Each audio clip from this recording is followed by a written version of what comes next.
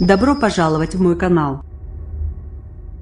Le président de l'Université de Montpellier a annoncé dans un communiqué publié ce samedi avoir reçu hier soir la démission de Philippe Pétel de ses fonctions de doyen de la faculté de droit et de sciences politiques à compter de ce jour minuit. Sans un mot sur la situation qui a mené à cette démission, le président de la faculté annonce l'avoir accepté. Plusieurs témoignages d'élèves, cités par France 3 et Libération notamment, ont accusé vendredi le doyen de l'université, Philippe Pétel, d'avoir facilité l'entrée de personnes au visage masqué, qui ont passé à tabac des étudiants qui occupaient un amphithéâtre. Plusieurs étudiants ont été blessés. Sur des vidéos diffusées sur Facebook, des hommes cagoulés, frappant avec des morceaux de planche ou de palettes en bois des étudiants. Ils ne sont pas rentrés par l'entrée principale et toutes les portes de derrière étaient fermées par l'administration, affirmait notamment une étudiante au micro de France 3.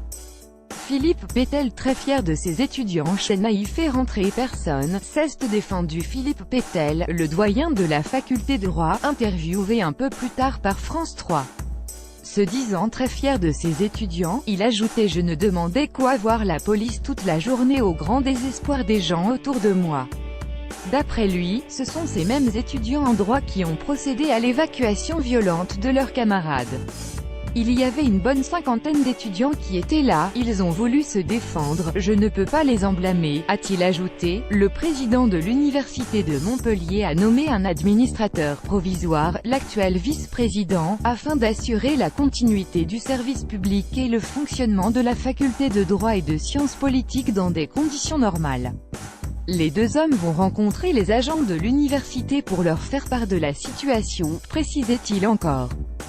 Deux enquêtes ouvertes. Le parquet de Montpellier a annoncé vendredi avoir ouvert une enquête pour des faits de violence en réunion et avec armes, qui vise également l'intrusion. La ministre de l'Enseignement supérieur Frédérique Vidal a aussi condamné avec la plus grande fermeté ces actes de violence et souhaité que toute la lumière soit faite. Elle a, à cet effet, missionné immédiatement l'inspection générale de l'administration de l'éducation nationale et de la recherche IGAENR afin qu'elle se rende sur place dès lundi, indique son communiqué.